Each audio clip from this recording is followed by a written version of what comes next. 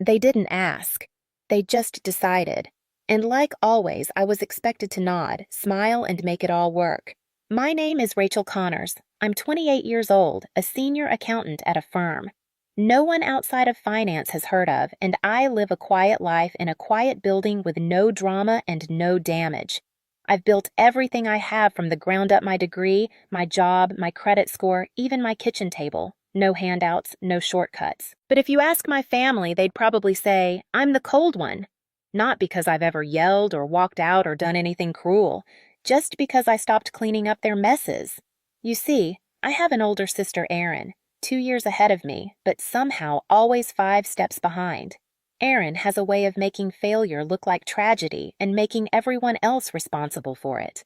Lost another job. The boss was toxic. Kicked out of another apartment. Roommates were jealous. Another missed bill.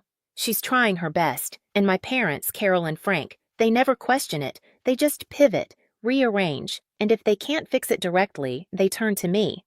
You're stable, Rachel. You're lucky you can help. That was the phrase that followed me for years.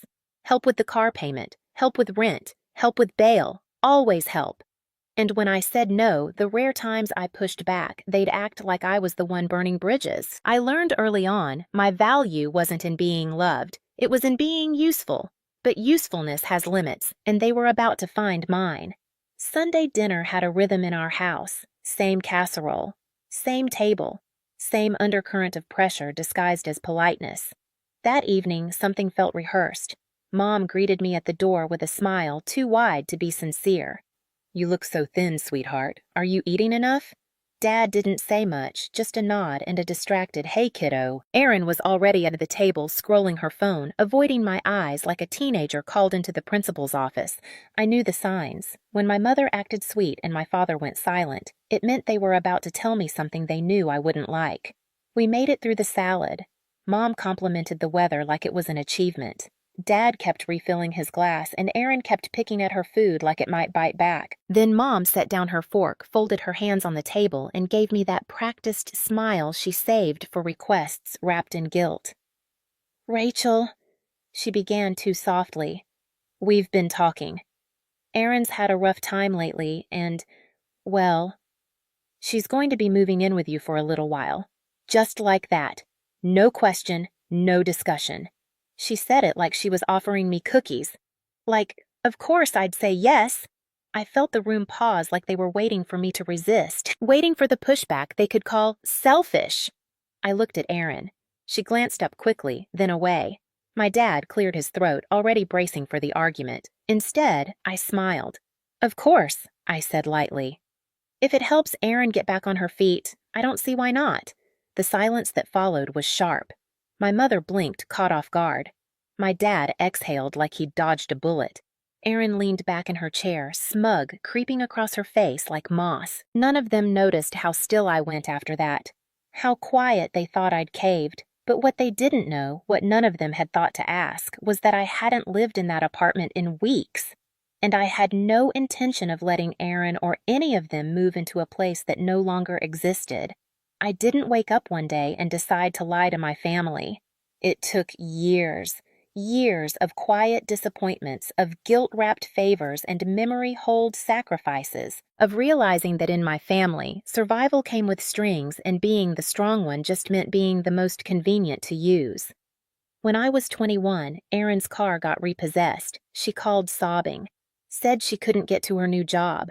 Said this one was different. She just needed a little help getting started. My credit was clean. Co-signing felt like a small thing. She stopped showing up to that job 3 weeks later, missed the payments. Guess whose credit took the hit? At 23, Mom called me crying because the mortgage was past due. Dad had been laid off. Erin had moved back in. I wired $2,000 the next morning. No one thanked me. At Christmas, Mom handed me a mug that said World's Best Daughter, and I almost laughed. At 25, Erin got a DUI, first one we knew about at least. Dad asked me to keep it quiet, said it would destroy the family's reputation. I paid for the lawyer. Erin never said a word. A year later, when she got pulled over again and I refused to help, Mom called me cold. You've never understood what it means to worry for someone you love, she said. Aaron's life is harder than yours. That was the moment I knew, not suspected knew. They didn't see me. They saw a function, a faucet they could turn on when something broke, a wallet that smiled. I started pulling back, politely declining, changing topics, saying, "I'll think about it instead of yes," they noticed. And they didn't like it. One night, I found myself sitting alone in my apartment, the condo I'd bought without help, decorated on clearance sales paid for month by month with numbers and spreadsheets and quiet diligence. I stared at the front door and realized I didn't feel safe in it anymore, because it wasn't mine when they wanted something. It was always ours, just like my time, my money, my patience. So I made a decision. I called a realtor, sold the unit, quietly, legally. Without fanfare, I moved into a small rental on the other side of town. No one asked where, and I didn't offer it. I could have told them, but I didn't. Not out of cruelty, not out of revenge, out of preservation. Because sometimes when you grow up in a family that only remembers your usefulness, the kindest thing you can do for yourself is disappear, just enough to breathe. The texts started on Monday. We'll bring Erin's mattress Saturday morning. Frank's loading the boxes Friday night. She's excited to finally have her own space. I didn't reply. I didn't need to. They were speaking to a version of me that no longer existed. Each message assumed I would open the door, rearrange my life, absorb the weight without making a sound. They'd done it before. They just didn't know I had stopped listening. By Thursday, Mom was texting me daily. "Let me know if you need anything cleaned before she moves in. Erin says she won't be a burden. She's bringing her own dishes." That one made me laugh quietly to myself over coffee. She hadn't washed a dish in her own apartment in years, but I let it all play out. I didn't push back. I didn't correct them. I waited Saturday morning. I left early. Coffee first, then a drive across town to nowhere in particular. I walked through a farmer's market I didn't plan to buy anything from. Stood in the sun longer than necessary. My phone vibrated in my pocket 3 times before I looked. Missed calls. Voicemails. I let the 4th call go through Rachel. It was Mom, but not her soft voice. The brittle one, the one layered with panic. "What's going on?" she demanded. "There's someone here. Some man. He says he lives in the condo. Says you don't live here anymore." I let the silence stretch. I wanted her to feel it, the unfamiliar space, the missing certainty. "You didn't tell us," she snapped. "You never said a word." "No," I replied evenly. "I didn't." There was scrambling in the background, the rustle of bags.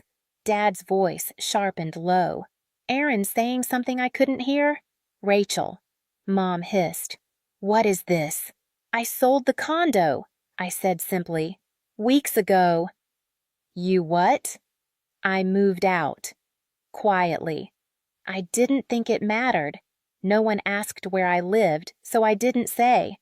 For a moment, nothing. I imagined them standing on that porch, bags on the ground, arms crossed, realizing they'd planned an invasion and showed up at the wrong castle. Then Dad's voice cutting through. "You lied to us. You said she could move in," I said. "If it helps Erin, I don't see why not." I didn't say where. Another pause, a sharp inhale from Mom, and from Erin finally. "So what? We're just... what?" Supposed to figure it out now. She sounded young when she said it. Not angry, just lost. And for the briefest second, I almost answered. But I didn't. Because here's what they didn't know. I hadn't changed the locks out of anger. I hadn't sold the condo to make a point. I did it because I was tired of living in a space that never felt mine. I did it because I deserved to walk into my own home and not brace for impact. And because sometimes the kindest thing you can do for people who refuse to change is to stop making space for them. They thought that was the end of it. They were wrong, because by evening they were standing at my door. I knew they'd come.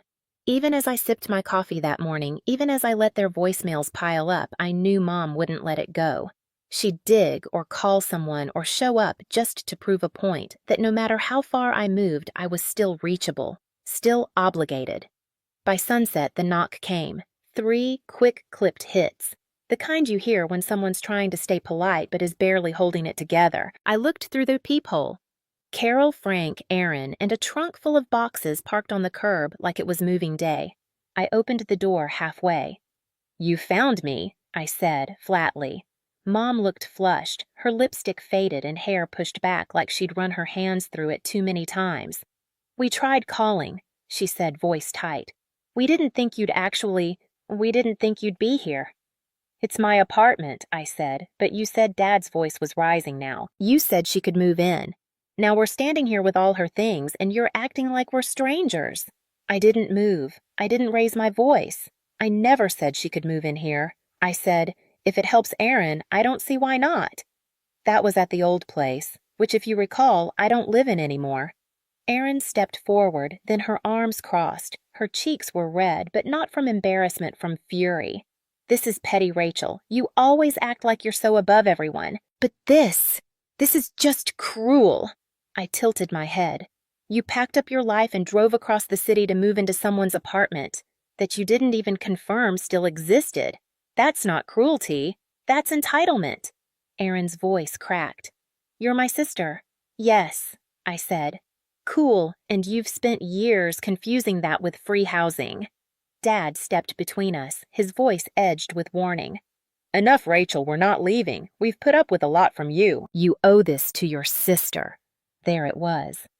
The word that always hung unspoken, "owe," as if every dollar I'd paid, every hour I'd worked, every sleepless night spent solving problems I didn't cause, had been written down somewhere, part of a silent contract I never signed. I stepped back, picked up my phone. "What are you doing?" Mom asked, eyes narrowing. I didn't answer. I dialed 3 rings. Then 911. "And what's your emergency?" My voice stayed calm. "Yes, I have family members outside my apartment who are refusing to leave. They're not on the lease. They weren't invited. I'd like to report." "Trespassing." Erin's mouth fell open. Frank swore under his breath. Mom looked like I'd slapped her.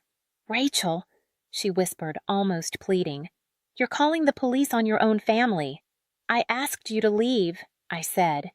"You didn't. The dispatcher asked for my address. I gave it." Erin's voice shook with rage. "This is going to ruin everything. Do you know what people will think of you? Do you know what they'll say?" "Yes," I said. "They'll say." I finally stopped opening my door. Mom blinked. Her voice dropped to something smaller. "You used to be kind." I didn't flinch. "You used to notice when I was hurting." The silence that followed wasn't empty. It was heavy, packed with every ignored boundary, every swallowed word, every moment I'd said yes when I wanted to scream no. A patrol car pulled up 10 minutes later. The officer stepped out tall and calm, her hand near her belt but relaxed. "Evening," she said. "We received a call about trespassing." I nodded. "That's me." She looked at my parents, at Erin, at the car with bags still in the trunk.